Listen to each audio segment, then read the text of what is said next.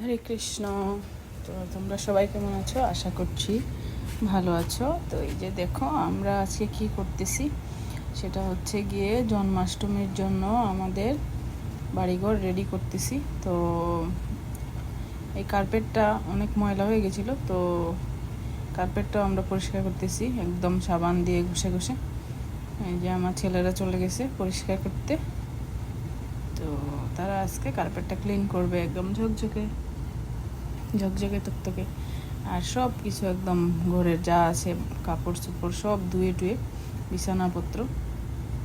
তারপরে জন্মাষ্টমী প্লাস হচ্ছে গিয়ে নেক্সট ডে হচ্ছে প্রভুপাদেরও অ্যাপিয়ারেন্স ডে।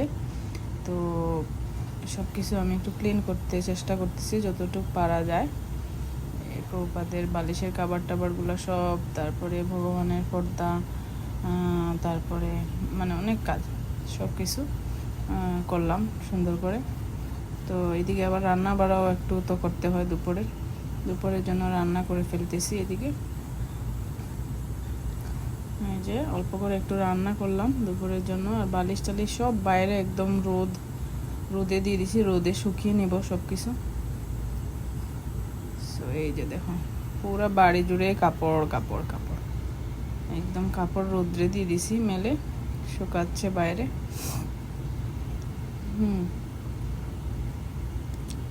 সবসময় বড় কাপড়গুলো আমি ওয়াশ করলে এই রোদে যখন রোদ উঠে ভালো সেদিনই ধুই, যাতে রোদ্রে শুকাইতে পারি। আর রোদ্রে শুকাইলে কাপড় অনেক ভালো লাগে। এই যে কার্পেটটাও ধোয়া শেষ, মেলে দিছে বাইরে। এখন হচ্ছে গিয়ে ঘরটাও মুছে নিচ্ছি একটু, পুরা ঘরটা ভালো করে মুছে নিলাম। জন্মাষ্টমীর দিন আবার মুছবো, কিন্তু আজকে একটু মুছে নিলাম, কারণ জন্মাষ্টমীর দিন হয়তো বা অনেক কাজ থাকবে, তাছাড়া মন্দিরেও সেবা আছে। তো হালকা একটু মুছবো, আজকে একটু মুছে নিলাম ভালো করে। ঘর দর মুছামুছি সব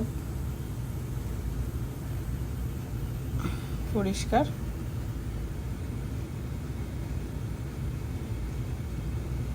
ওইদিকে যে দেল লক্ষ্মীমতী একটু গালের মধ্যে নাকের মধ্যে একটু ব্যথা পাইছে। ও স্কুটি চালাতে গিয়ে পড়ে গেছিল, এই যে ব্যথা পাইছে।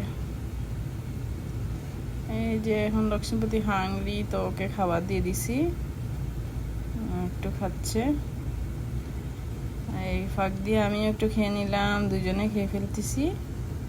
খেয়ে তারপরে এখন আমরা আবার কাজে নেমে পড়ব। অনেক দিন ধরে প্ল্যান করতেছি যে ক্লিন করব, করাই হচ্ছে না। কোনোদিন কাজ, কোনোদিন অ্যাপয়েন্টমেন্ট, কোনোদিন এটা সেটা আসেই, লেগেই থাকে। কাজ করার মতো টাইমই পাওয়া যায় না। এই যে লক্ষ্মীপতি খাওয়ার সময় খুবই দুষ্টামি করে।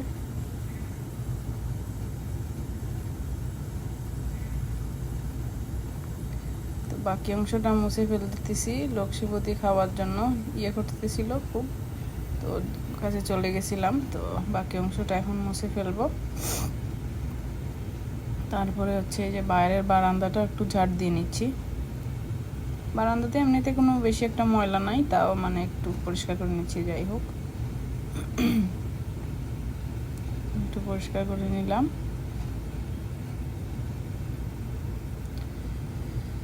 ঝাড়ু দিয়ে এখন আমার ওই যে উইন্ডোগুলোতে, ব্লাইন্ডগুলোতেও একটু ময়লা হয়, এগুলো একটু পরিষ্কার করে নিলাম।